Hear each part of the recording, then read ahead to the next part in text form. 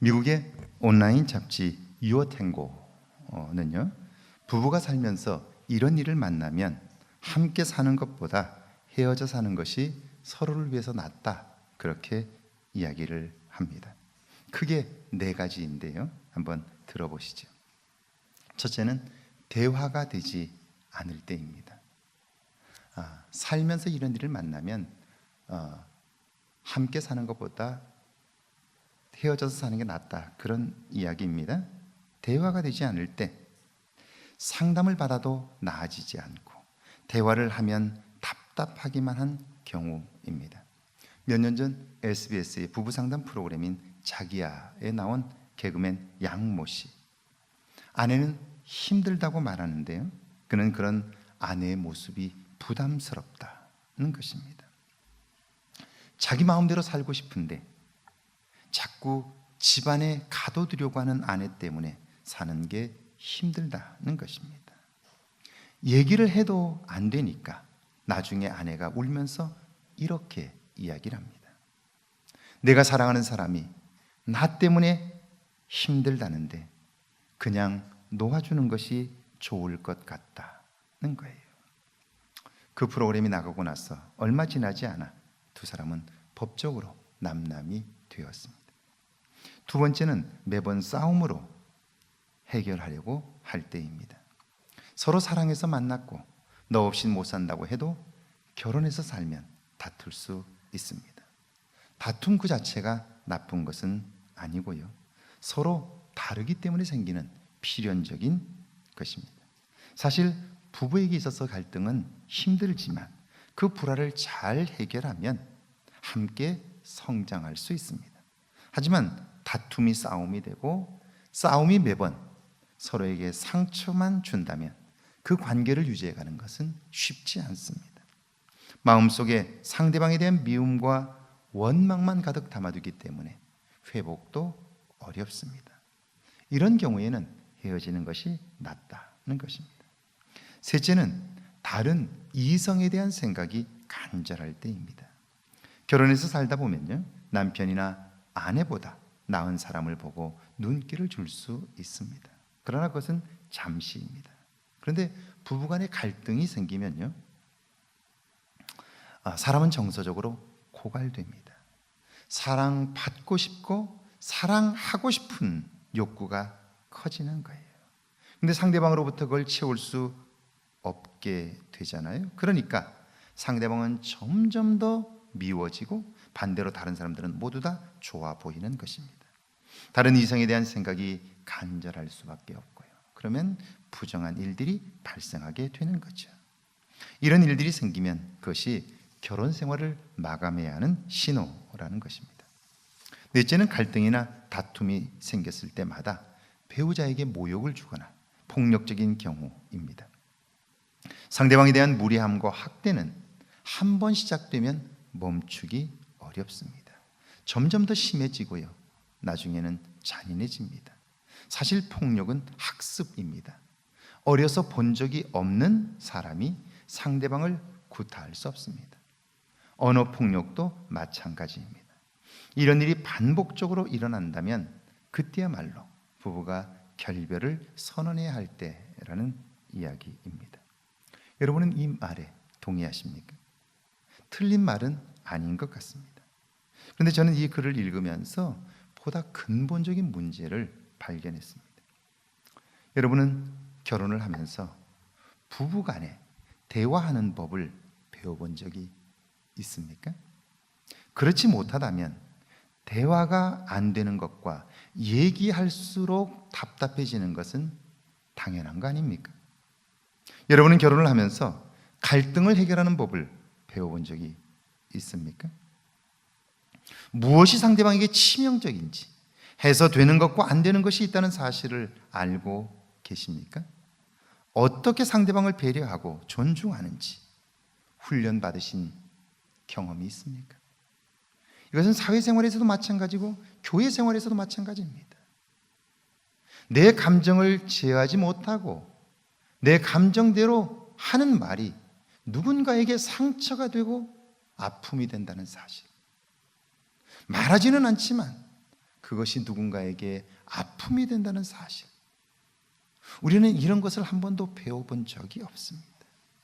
그렇다면 이 세상의 부부는, 이 세상을 사는 사람들은 모두 다 갈등 속에 있을 수밖에 없고요, 해결하는 방법을 모르기 때문에 상처투성이인 것이죠. 상처난 가정에서 자라는 아이들은 어떨까요? 그들도 내상을 입었고요, 부모가 산 것처럼 대물림을 하는 것입니다. 오늘 우리의 삶의 근본적인 문제가 바로 이런 것이 아니냐 하는 것입니다. 그래서 예수님은요, 수고하고 무거운 짐진 자들아 다 내게로 오라, 내가 너희를 쉬게 하리라, 그렇게 말씀해요. 이 세상에 있는 사람 한 사람도 예외 없이 모두가 다 수고한다는 거예요. 무거운 짐을 지고 산다는 거예요. 여기에서 외인 사람은 없다는 거예요. 수고란 열심히 살지만 보람이 없는 거예요. 그러면 지쳐갈 수밖에 없어요. 살수록 짐이 늘어나고요, 쉼이 없는 것이 우리의 삶입니다. 여러분은 아닙니까? 그럼 어떻게 사는 동안 보람을 얻을 수 있을까요? 버거운 짐을 벗어버릴 수 있을까요? 쉼을 얻어 평안을 경험할 수 있을까요? 예수님이 대답합니다. 나는 마음이 온유하고 겸손하니 나의 멍에를 메고 내게 배우라. 그리하면 너희 마음이 쉼을 얻으리니 이는 내 멍에는 쉽고 내 짐은 가벼움이라. 간단합니다. 멍에를 매라는 것입니다. 그리고 배우라는 것입니다. 예수님을 따라 짐을 지고 그리고 배우라는 것입니다. 예수님을 배우라는 것이죠. 우리가 신앙생활을 하면서 과연 우리의 관심이 예수님을 배우는 데 있느냐는 거예요. 예수님이 지셨던 그 짐을 나도 지겠다고, 그 멍에를 나도 지겠다고 하는 마음이 있느냐 하는 것입니다. 그러지 않고는 결코 우리의 삶에 쉼이 없는 것입니다. 안식과 평안이 없는 거예요. 열심히는 살지만 우리의 삶에 보람이 없는 거예요. 그렇다면 여러분, 멍에가 무엇입니까? 멍에라는 말은 동물의 어깨에 메어주는 짐입니다. 압제자들의 억압이고요, 노예들의 속박입니다. 질수록 더 무거워지는 거예요. 그런데 예수님은 그걸 지라는 거예요. 여러분은 이해가 되십니까? 그런데 멍에라는 말의 또 다른 뜻은요, 하나님의 자비로운 통치입니다. 자기 백성을 사랑하셔서 자기의 것을 다 주시고 그들이 아파하고 힘들어할 때 문제를 해결해 주시는 것, 이것이 하나님의 자비로운 통치입니다. 그러니까 그분의 통치 아래 들어가면 보람이 있고 쉼이 있다는 것입니다. 아마 이런 걸 거예요. 제가 여기서 가까운 논산훈련소 출신입니다. 어떤 분은 저를 보고 또 혹시 방위가 아니었나, 그렇지 않습니다. 저는 현역으로 31개월을 마친 사람입니다. 우수한 성적으로. 처음 입소를 하고 나서 얼차례를 봤는데요, 그 중에서도 목봉체조가 얼마나 힘들었는지 몰라요. 저기서 저기까지 되는 굉장히 큰, 그리고 두꺼운 목봉을 어깨에다 메고 하나 둘 셋 하나 이렇게 해서 막 100개씩 한 일개 분대가 12명 정도가 일렬로 서서 그 목봉을 들고 이렇게 하는 거예요. 한쪽으로 서서 이걸 내렸다 올렸다 이거를 계속 하는데요, 얼마나 무겁고 힘든지, 호흡이 안 맞으면 더 힘들어요. 정말 그거 한번 하고 나면 그 다음날 아침에 일어나기가 어려워요. 온 몸이 막 힘들어요. 너무너무 힘드니까요, 그것만 한다 그러면 벌써 몸서리가 쳐져요. 어느 날도 집합에서 목봉체조를 하는데요, 그러니까 막 너무 힘든 거죠. 근데 제가 힘들어하다가 보니까 제 앞에 선 친구가 뒤로 살짝 돌아보면서 실실 웃는 거예요. 나는 죽겠는데 제 앞에 있는 친구는 실실 웃고 있는 거예요.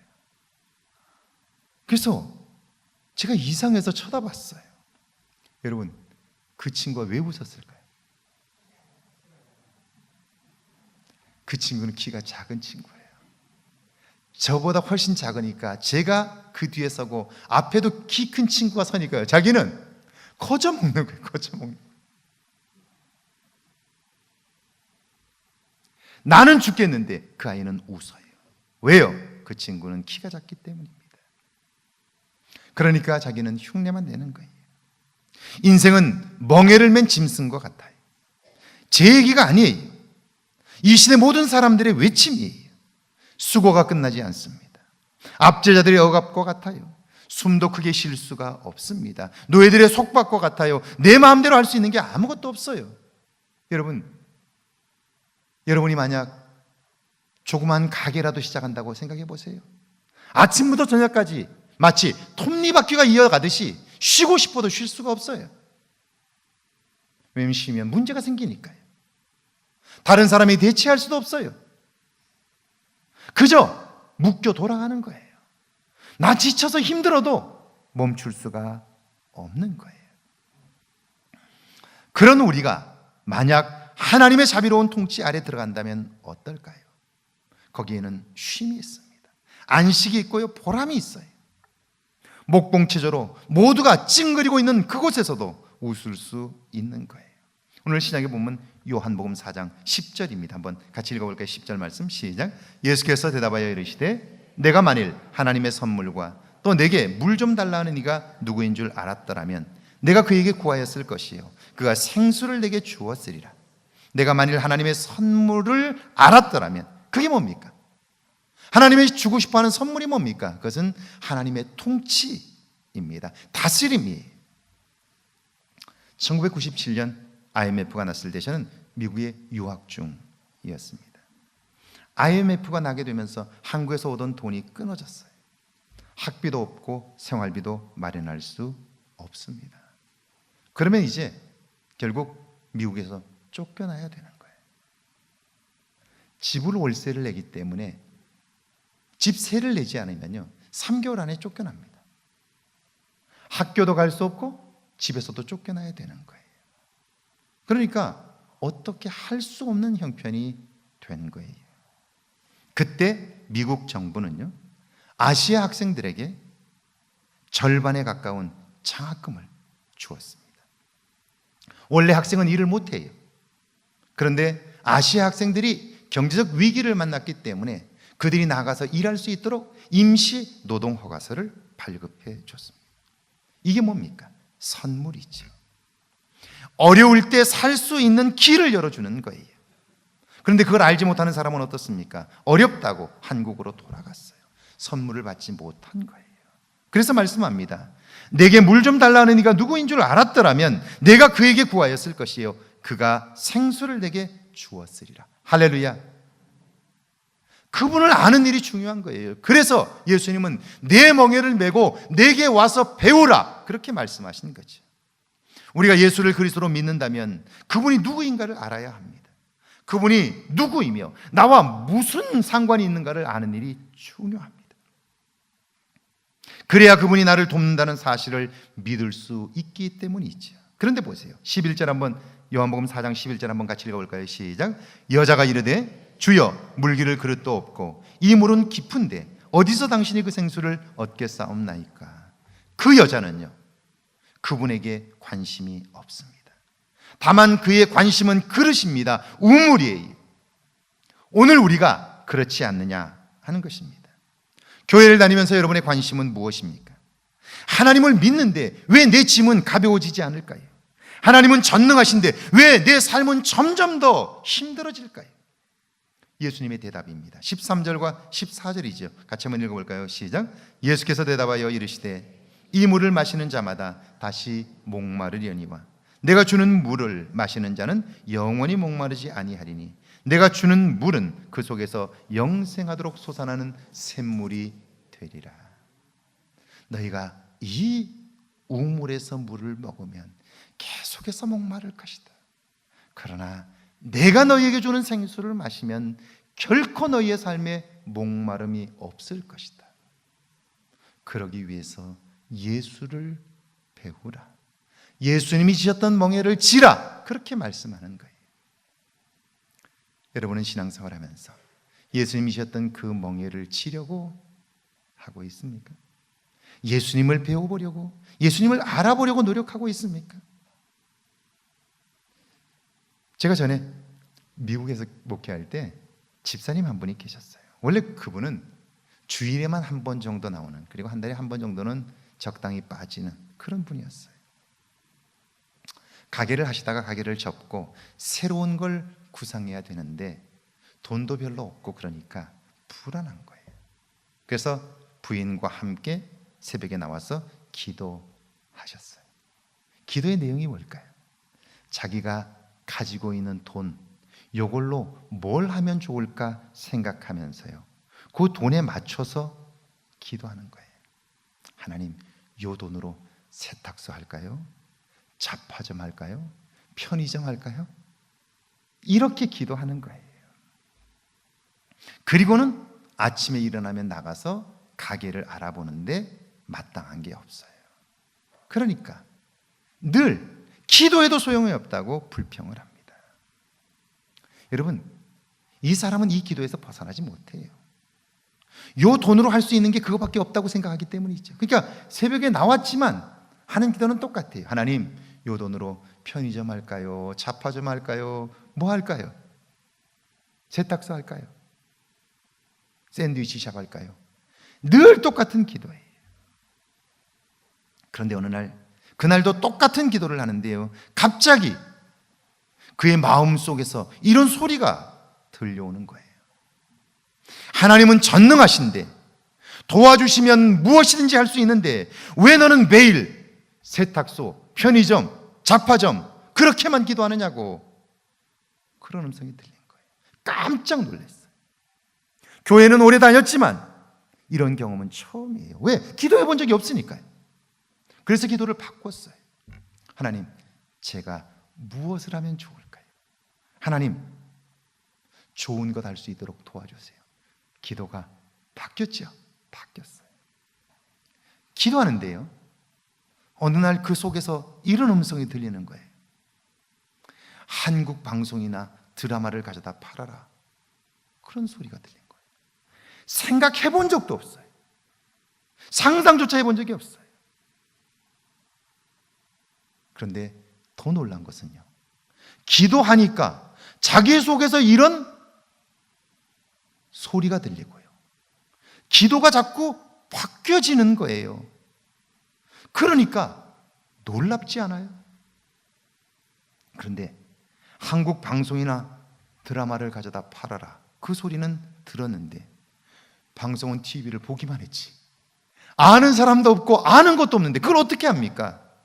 그러니까 어때요? 하나님, 이걸 어떻게 할 수 있나요? 기도하기 시작했어요. 그런데요, 어느 날 기도하는데 새벽에, 야, 한국 방송이나 드라마를 가져다 팔려면 한국에 나가봐야지 되지, 여기서 맨날 기도만 한다면 되냐? 그러는 거예요. 기도가 지금 달라지고 있는 거죠. 뭔가 삶이 변화가 일어나고 있는 거죠. 그 소리가 들렸는데 그 말이 맞는 거예요. 그래서요, 가족들에게 이야기를 하고 무작정 10년 만에 한국행 비행기에 오른 거예요. 여러분, 미친 것 아닙니까? 아는 사람도 없는데, 할 수 있는 것도 없는데 비행기를 타고 한국에 온다고 그게 됩니까? 그런데 기도하는 동안 이 사람은요, 아, 기도가 이렇게 달라질 수 있구나, 내 삶이 이렇게 달라질 수 있구나, 그걸 경험한 거예요. 그러니까 기도하면서 자기의 변화를 보면서 그 속에 새로운 기쁨이 시작된 거예요. 비행기를 탔어요. 옆에 점잖은 신사 한 분이 앉았어요. 최근에 자기 삶에 엄청난 변화들이 있었기 때문에, 기도하면서 변화가 있었기 때문에 옆에 앉은 사람에게 자기 자신의 변화를 있는 그대로 얘기한 거예요. 나 원래 교회는 다녔지만 주일을 한번 적당히 다닌 사람이라고, 한 달에 한두 번은 쉬고 빠지고 그저 그렇게 다닌 사람이라고. 근데 최근에 기도하면서 나에게 이런 변화가 있었다고.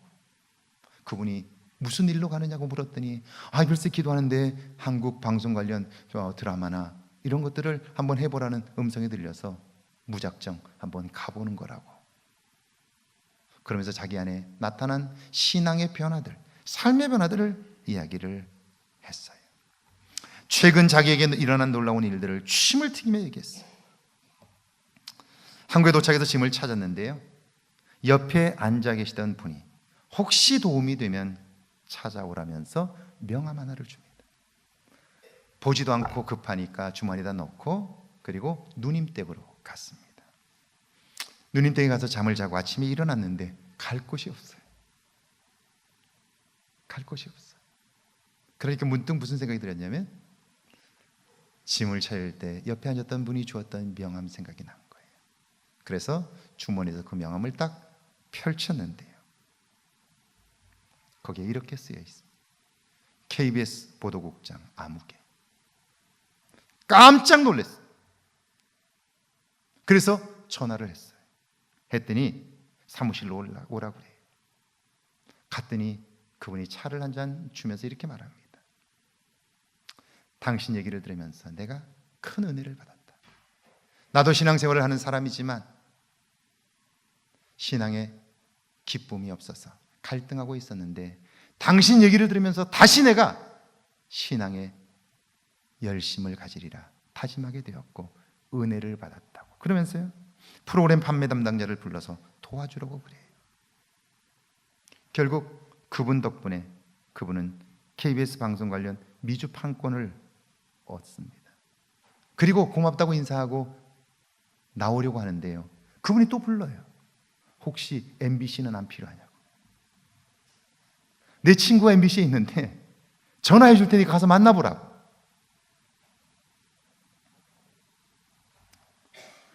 이분은 미국에서 한국 방송관리 콘텐츠 사업을 했는데요, 물론 돈 많이 벌었습니다. 그런데 그것보다 더 놀라운 것은 그분으로 인해서 그의 삶이 바뀌었어요. 그는 주님을 만났고요, 그분이 주님이 누구인가를 알았습니다. 그리고 기쁨의 삶을 살게 되었습니다. 이 물을 마시는 자마다 다시 목마르려니와 내가 주는 물은 그 물을 마시는 자마다 영원히 목마르지 아니하리니 내가 주는 물은 그 속에서 영생하도록 솟아나는 샘물이 되리라. 할렐루야, 할렐루야. 오늘 구약의 본문을 보세요. 사무엘상 23장 25절과 26절입니다. 같이 한번 읽어볼까요? 25절과 26절입니다. 시작. 사울과 그의 사람들이 찾으러 온 것을 어떤 사람이 다윗에게 아뢰매 이에 다윗이 바위로 내려가 마온 황무지로 다윗을 따라가서는 사울이 이 산 이쪽으로 가매 다윗이 사울을 두려워하여 급히 피하려 하였으니 이는 사울과 그의 사람들이 다윗과 그의 사람들을 애워싸고 잡으려 함이었더라. 그 다윗을 미워한 이유는요, 오해 때문입니다. 사실 다윗은 사울 왕에게 충성을 다했어요. 목숨 걸고 나라를 지켰습니다. 공은 왕에게 돌렸어요. 그런데 백성들이 이 다윗을 좋아하게 되자 사울 왕은 마음이 불안해집니다. 백성들의 마음을 얻어 자기를 몰아낼 수 있다고 여긴 거예요. 오해입니다. 다윗에게는 조금 더 그런 마음이 없습니다. 그런데 한 번 잘못된 생각에 사로잡힌 사울 왕은요, 그 생각에서 벗어나질 못합니다. 그래서 다윗을 잡아 죽이려고 나라 일을 팽개쳤습니다. 사람들을 풀어 정보를 모으고요, 다윗이 가는 곳마다 쫓아다니는 것입니다. 분명 사울은 왕입니다. 그런데 어때요? 마음속에 미움을 담고 사니까 한시도 편할 날이 없습니다. 교묘하게 빠져다니는 다윗을 보니까 화가 납니다. 밥을 먹어도 맛이 없고요, 무엇을 봐도 좋은 게 없습니다. 사는 맛이 날 리가 없습니다. 그런데 이제 그날이 왔습니다. 다윗이 마온 황무지에 갇혔고요, 포위망을 좁혀갑니다. 다 잡은 거니까요, 사울은 기뻐하고 반대로 다윗은 살아날 길이 없습니다. 이제 다윗은 죽었습니다. 여러분, 다윗이 어떻게 될까요? 아무리 생각해도 아무리 연구해도 살아날 방법은 없습니다. 끝입니다. 죽는 겁니다. 사람들은 이런 상황이 되면 미리 포기해버려요. 그런데 하나님이 하시는 일은 우리의 생각 너머에서 일어나는 일들입니다. 상상할 수 없는 일들이에요. 우리의 생각이나 우리의 지식을 넘는 그곳에 하나님의 계획이 있어요. 여기 오늘 27절이죠. 같이 한번 읽어볼까요? 27절 시작. 전령이 사울에게 와서 이르되 급히 오소서, 블레셋 사람들이 땅을 침노하나이다. 이제 다 잡았는데, 조금만 있으면 끝나는데, 다윗 편에서는 모든 것이 끝났고 이제 죽을 수밖에 없는데 블레셋 침공 소식이 전해졌습니다. 전쟁이 벌어진 거죠. 사울 왕으로서는 돌아설 수밖에 없습니다. 포기할 수밖에 없어요. 다윗은 극적으로 살아났습니다. 사무엘상 23장 28절입니다. 같이 읽어볼까요? 시작. 이에 사울이 다윗 뒤쫓기를 그치고 돌아와 블레셋 사람들을 치러 갔으므로 그것을 셀라 하만누곳이라 칭하니라. 방법이 없는 줄 알았습니다. 이대로 죽는 줄 알았어요. 그런데 하나님이 살리셨어요. 기막힌 방법으로 건져주셨어요. 그 하나님을 경험하고 나서 다윗이 그곳 이름을 지었어요. 평생 잊지 않으려고. 셀라 하만누곳, 분리하는 바위라는 뜻인데요. 뭘 분리한다는 거예요? 삶과 죽음이 이곳에서 갈렸어요. 내 능력이 아닙니다. 내 재주가 아니에요. 하나님이 그 일을 하신 거예요. 죽음의 형편에서 살아났어요. 하나님이 그 일을 이루신 거죠. 그래서 또 다른 의미로 셀라 하만누곳, 그것은 저절로 포위망이 풀렸다는 뜻이에요. 내가 그 문제를 해결하려고 했다면 그는 지쳐 쓰러졌을 거예요. 사울이 오기 전에 그는 이미 죽은 목숨이 되어 있었을 거예요. 아마도 그의 손에 죽느니 차라리 내 칼에 죽는 것이 낫다고 생각하여 목숨을 스스로 끊었을 수도 있어요. 그런데 셀라 하만누곳, 분리되는 것, 스스로 저절로 포위망을 풀리게 하셨어요. 누가요? 하나님. 우리가 아는 하나님은 그런 분이에요. 우리가 믿는 하나님은 그런 분이에요. 여러분이 믿는 하나님은 어떤 분입니까? 여러분이 경험한 예수님은 어떤 분입니까? 하나님 아버지, 당신을 좀 더 알게 하소서. 주 예수 그리스도여 나로 매일 주님을 경험하며 살게 하소서. 이것이 우리의 영원한 기도입니다. 찬양하고 기도하시죠.